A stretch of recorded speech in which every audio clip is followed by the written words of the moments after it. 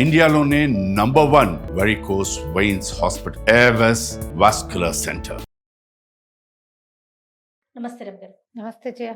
రమగారు, మనము అనంత వ్రతం అని జరుపుకుంటాం ఈ నెలలోనే. దీని యొక్క విశిష్టత ఏంటి? ఎవరు జరుపుకుంటారు? ప్రత్యేకమైన నియమాలు ఏమన్నా ఉన్నాయా? అనంత పద్మనాభ చతుర్దశి అంటారు. భాద్రపద శుద్ధ చతుర్దశిని అనంత చతుర్దశిగా చెప్తారు. అయితే ఈ రోజున మనం గణేష్ నిమజ్జనోత్సవం చేస్తాం. వినాయక చవితి నాడు మొదలైంది కదా. చతుర్థి నుంచి, అంటే శుక్ల చతుర్థి నుంచి శుక్ల చతుర్దశి వరకు. చతుర్థి అంటే 4, చతుర్దశి అంటే 14. ఈ 9 రోజులు మనం గణపతి నవరాత్రులు జరుపుకుని చతుర్దశి నాడు గణపతిని మొత్తం అన్ని చోట్ల ఉన్న పెద్ద పెద్ద గణపతులందరినీ కూడా ఈ రోజున సాగనంపుతాం. 9 రాత్రులు కదా. అయితే ఈ రోజున ఈ అనంత వ్రతం చేసుకునే విధానం కూడా మనకి కనపడుతుంది. ఇదేంటంటే ఎవరి ఇళ్లలో ఈ ఆచారం ఉందో వాళ్లే చేసుకుంటారు. సాధారణంగా అందరూ చెయ్యరు. ఇది 14 సంవత్సరాల పాటు చేయవలసిన వ్రతంగా చెప్తారు. ఈ అనంత పద్మనాభుడు ఎవరు? త్రివేంద్రంలో ఉన్నటువంటి దైవం అనంత పద్మనాభుడు. మనకి ఆయన ఇట్లా పడుకుని శయనమూర్తిగా కనపడతాడు కదా. చివరి దాకా చూసి తీరాలి. అయితే అలాగే పడుకుని ఉన్న శయనమూర్తిగా కనపడేవాడు శ్రీరంగ సాయి ఒక ఆయన ఉన్నాడు మనకి. శ్రీరంగనాథుడు ఉన్నాడు. వీళ్ళందరికీ లేని ప్రత్యేకమైన పేరు అనంత పద్మనాభుడుగా ఉన్నాడు ఆయన. ఈయనేమో శ్రీరంగనాథుడు అంటాం. అదే శేషశయనం. అట్లాగే నాభికమలం పాదాల చెంత అమ్మవార్లు కూర్చుని ఉండటం అలాగే ఉన్న కొంత ప్రతిమా విశేషంలోనూ తేడా ఉంది, పూజా విధానంలోనూ తేడా ఉంది, ప్రాంతీయమైన ఆచారాల్లో కూడా తేడాలు ఉన్నాయి. అనంత పద్మనాభుడుగా చెప్పబడేవాడు అక్షరాల ఆయనే, త్రివేంద్రంలో ఉన్నవాడే, ఎంతో సంపదలు కలిగిన వాడుగా చెప్తారు. ఈ అనంతుడు ఎవరంటే ఆదిశేషుడిని అనంతుడు అంటారు. ఆయన తన 1000 పడగలతోటి భూభారాన్ని మోస్తాడు. ఆయన్ని కూడా విష్ణువంశ సంభూతుడుగానే చెప్తారు. ఈ అనంతుడి స్వరూపంలో ఇట్లా 1000 పడగలతోటి ఆదిశేషుగా భూభారాన్ని మోసేవాడే ఆయనే. విష్ణువుకి పానుపుగా ఉన్నాడు. ఆయనతో కలిసి ఆయన మానవావతారాలు ఎత్తినప్పుడు ఆయన తమ్ముడుగాను అన్నయ్యగాను అట్లా జన్మించాడు. రామావతారంలో రామానుజుడుగా ఉన్నాడు. రామానుజుడు లక్ష్మణ్ స్వామి. అక్కడి నుంచి కృష్ణావతారంలోకి వచ్చినప్పుడు ఓసారి తమ్ముడుగా సేవించి ఈసారి అన్నగా సేవలు అందుకున్నాడు. ఇక్కడ బలరాముడు అవతారంలో కనపడతాడు. ఆయనే కలియుగంలో ఆ అనంతుని యొక్క అంశావతారమే భగవద్ రామానుజులని కూడా చెప్పబడతారు. అయితే ఈ అనంత వ్రతాన్ని 14 ఏళ్ల పాటు ఆచరించాలి. ఈ 14 ఏళ్ళు ప్రతి సంవత్సరము ప్రత్యేకంగా తోర ఉంటుంది. స్త్రీలకు వేరు, పురుషులకు వేరు 2 రకాల తోరాలు దొరుకుతాయి. ఈ 14 సంవత్సరాల తోరాలు ఉంచుకుని 14 సంవత్సరాలు పూర్తయ్యాక అప్పుడు ఉద్వాసన చెప్పుకుంటారు. 14 ఏళ్ళు నియమం విశేషంగా ఉంటుంది కదా. అక్కడి నుంచి 14 జోళ్ల అప్పాలని వాయనం ఇవ్వాలి. ఈ అనంత వ్రతం చేసే విధానం కూడా బాగుంటుంది. అందరూ చేసుకుంటారా? చేసుకోరమ్మా. ఎవరి ఇళ్లలో ఉందో జరుపుకునేదే. నువ్వు కావాలంటే మొదలు పెట్టుకోవచ్చు, చేసుకోవచ్చు. మనం కూడా మనకి ఆసక్తి ఉండి ఏదైనా అద్భుతమైన వ్రతం చేసుకోవాలని ఉంటే సత్యనారాయణ వ్రతం లాగానే లక్షణంగా అనంత వ్రతం చేసుకోవచ్చు. కానీ ఓసారి చేసి మానకూడదు. అది 14 సంవత్సరాలు చేయవలసిన నియమం. దీని వ్రత నియమం ఉంది. ఏటా చేయాలి 14 ఏళ్ళు. దీనికి కలశం పెట్టుకోవాలి. తర్వాత ఏమో అనంతుడి ప్రతిమ ఒకటి తయారు చేసుకోవాలి. పడగ చేస్తారు. శేషశయనం ఇట్లా చుట్టలు చుట్టుకుని పడగున్నట్టుగా చేస్తారు. ఆయనకి పూజ చేసుకోవాలి. తర్వాత ఏమో ఈ వాయనాన్ని దంపతులకు ఇవ్వాలి. ఈ తోరాలని ఏ సంవత్సరం మన మామూలు వరలక్ష్మి వ్రతం తోరం కట్టుకుంటామో తీసి పక్కన పెడతాం. 3వ రోజుకి మొక్కల మీద పడేస్తారు. ఇది కాదు. 14 ఏళ్ళు ఆ తోరాలు దాచిపెట్టుకోవాలి మనం. 14 రోజులు 28 తోరాలు ఉంటాయి మన దగ్గర. ఈ అన్ని తోరాలతోటి పూజ చేసుకుంటాం చివరికి. అప్పుడు 14 కలశాలు పెడతారు. ప్రతి ఏటా కలశం పెడతామా, మళ్ళీ మొత్తం కలశాలన్నీ పెట్టి ఈ కలశ దానం ఇవ్వటం కూడా. కలశాలన్నింటినీ ఎవరో ఒకళ్ళకి ఇచ్చేయాలి.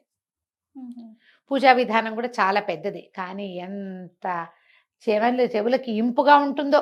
ఇందులో ఈ అనంతుడికి అత్యంత ప్రీతిపాత్రమైన కృష్ణుడి అనుకుందాం. కృష్ణుడికి అత్యంత ప్రీతిపాత్రమైన నది యమున. ఆ యమునని ఇందులో ఆవాహన చేస్తాం. మామూలుగా మనం ఏం చేస్తాం, పూజ చేసేటప్పుడు మొత్తం అంతా ఏర్పరచుకున్న తర్వాత ఒక గ్లాసులో నీళ్ళు పెట్టుకుంటాము, పోసుకుని ఉద్దరణతో తీసుకుంటాం. కేశవాయ నమః నారాయణ నమః అంటాం. తర్వాత కలశ పూజ అని చెప్పేసి, కలశం అంటే ఈ చెంబుకి పూజ కాదు, అది వేరే. ఆ, ఒక గ్లాసులో నీళ్లు పోసుకుని ఈ దీంట్లో గంగే చైమనే చైవ గోదావరి సరస్వతి నర్మదే సింధు కావేరి జలేస్మిన్ సన్నిధిం కురు అని ఆయాంతు ఈ ఏ గణపతి ఎవరు పూజ చేస్తాం వాళ్ళ పూజార్థం దుర్తక్షయకారకములైన జలాలుగా ఈ గ్లాసులో నీళ్లు మారాలని చెప్పుకుంటాం. ఇందులో ఈ చెంబులో ఈ గ్లాస్ ఏది పెట్టుకున్నామో అందులో కాసిన నక్షతలు, ఓ పువ్వో, ఓ తులసదళమో, తమలపాకో, మామిడాకో వేసి పెట్టుకుంటామా, ఈ చెంబులో నీళ్ళే వాడాలి. మొదట మనం పుచ్చుకున్న నీళ్లు వాడం, వాడం. ఆ నీళ్ళు వేరు, ఈ నీళ్లు వేరు. ఈ కలశోదకానికి యమునా కలశం ఏర్పరుస్తారు. ఇందులో ఓహో. ఒక కలశ నిండా నీళ్లు పోసి యమునని ఆవాహన చేస్తారు, యమునకి పూజ చేస్తారు. అసలు ఆ యమునా పూజ ఎంత ఇష్టమో జయ నాకు. ఉమ్. మంత్రాలు మహా బాగుంటాయి, ఎంత హృదయంగా ఉంటుందో.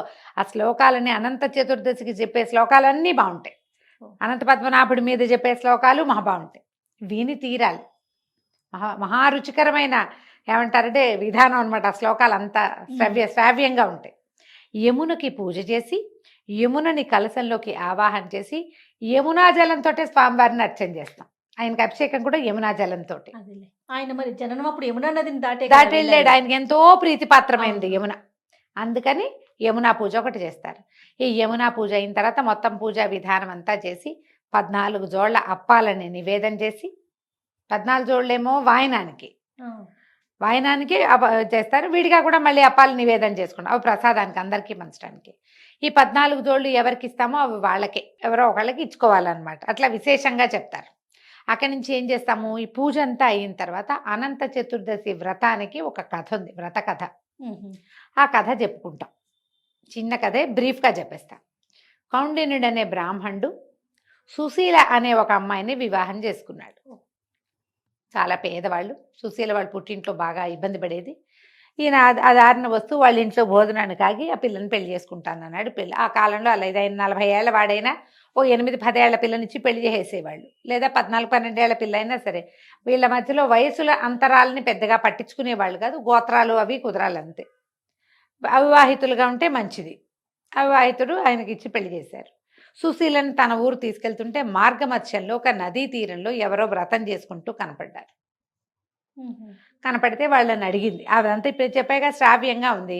ఆ వ్రత కథ అంతా విన్నది. విన్నాక ఇదేమిటి, ఏం వ్రతం, ఎవరు, ఏమిటి అంటే సత్యనారాయణ వ్రత కథ లాగానే ఇది కూడా.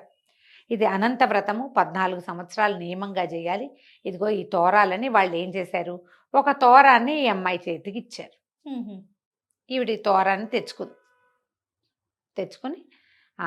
ఇంటికి వచ్చాక వీళ్ళు ఒక చిన్న అమ్మాయి ఏం చేశారంటే తండ్రి వాళ్ళు సత్తుపిండి ఇచ్చారు.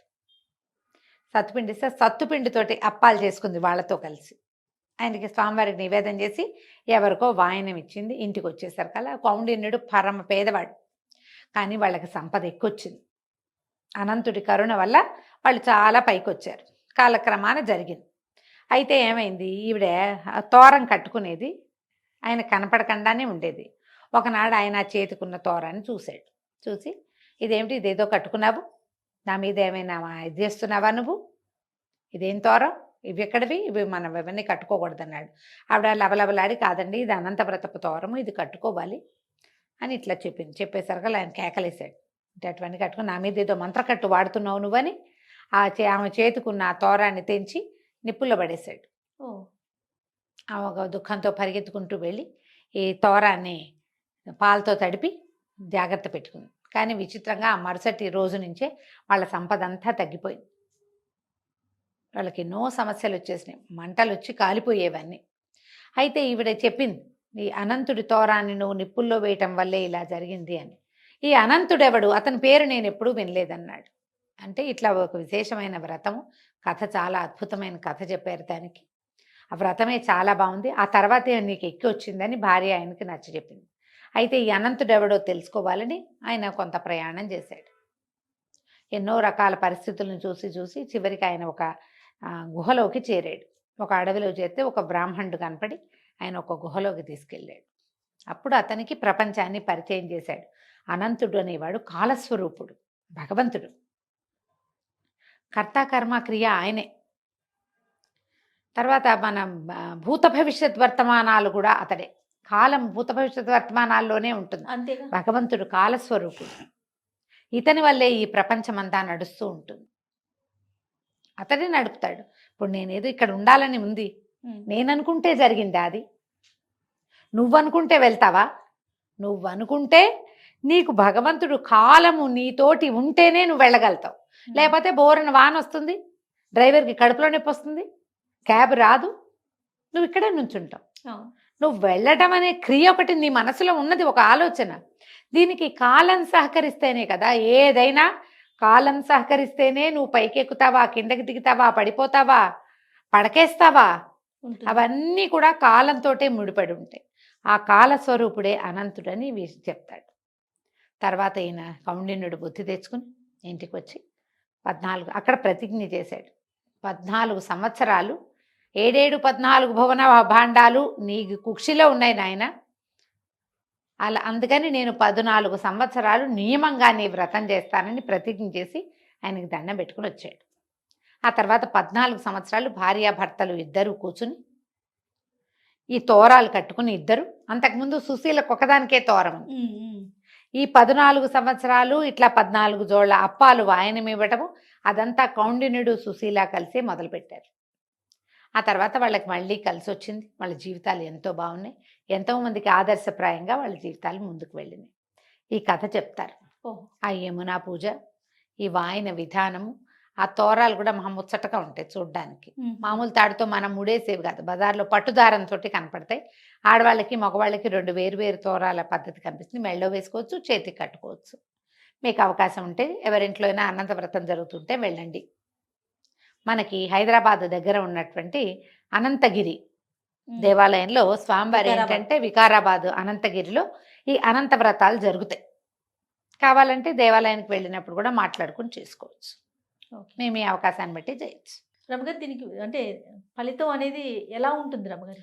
సర్వతోముఖాభివృద్ధి, అన్ని విధాలుగా ఫ్లరిష్ అవుతాయి జీవితాలు. పిల్లలకి చదువులు వస్తాయి, పెద్దవాళ్ళకి ఆరోగ్యం సరిగ్గా ఉంటుంది, అకాల మృత్యువులు రాదు, అపమృత్యు నివారణ, సంపద వృద్ధి అవుతుంది, మన వల్ల 4 కుటుంబాలు నిలబడతాయి, ఆ చంద్రార్కం వంశాభివృద్ధి జరుగుతుందని చెప్తారు.